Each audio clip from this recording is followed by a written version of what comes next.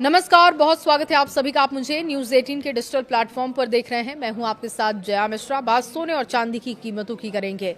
अंतर्राष्ट्रीय बाजार में सोने और चांदी की कीमतों में सोमवार को जोरदार गिरावट देखी गई। सोना $4,340 प्रति औंस से नीचे है, जबकि चांदी में करीब 2.5% की गिरावट है। इस गिरावट के पीछे अमेरिका की मजबूत आर्थिक आंकड़े, बढ़ती ट्रेजरी यील्ड और कच्चे तेल की कीमतों में तेजी अहम वजह है। निवेशक अब ब्याज दरों पर फेडरल रिजर्व के फैसले को लेकर सतर्क हो गए हैं। देखिए, कॉम्स गोल्ड फ्यूचर्स यानी कि इसके अनुसार जो अभी आंकड़े हैं वो भी आपके सामने रख रहे हैं।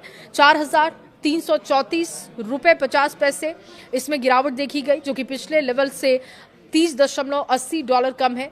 वहीं सिल्वर की कीमत में भी लगभग 3% की गिरावट, जो कि $67.39 प्रति औंस रह गया है। पिछले हफ्ते भी सोने में करीब 5% की गिरावट, चांदी में 9% की गिरावट देखी गई थी। मजबूत अमेरिकी लेबर मार्केट डेटा के बाद निवेशकों की उम्मीदें बदल गई हैं।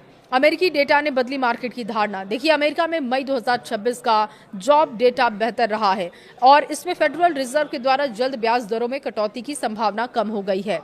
मजबूत नौकरी बाजार के आंकड़ों ने ट्रेजरी यील्ड्स को भी ऊपर पहुंचा दिया। हाई इंटरेस्ट रेट आमतौर पर सोने चांदी जैसे नॉन यील्डिंग स्टेटस के आकर्षित करने वाले एसेट्स माने जाते हैं और इसी वजह से निवेशक इनकी बजाय दूसरे विकल्पों की ओर ज्यादा ध्यान देते हैं। पश्चिम एशिया में इजरायल ईरान तनाव बढ़ने से कच्चे तेल की कीमतें ऊपर चढ़ी थी और क्रूड ऑयल की कीमत में बढ़ोतरी देखी गई थी। $95 प्रति बैरल के ऊपर पहुंच गया। ऊंची ऊर्जा कीमतें महंगाई की चिंता बढ़ा रही हैं, जिससे कि निवेशक सोने चांदी से दूरी बना रहे हैं।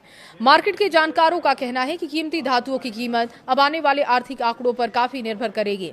इस हफ्ते अमेरिका का इन्फ्लेशन डेटा, यूरोपीय सेंट्रल बैंक और बैंक ऑफ कनाडा की एमपीसी की बैठक अहम होगी। चीन के ट्रेड और महंगाई के आंकड़े, अमेरिकी कंज्यूमर सेंटिमेंट डेटा और भारत के इन्फ्लेशन आंकड़े भी बाजार को प्रभावित करेंगे।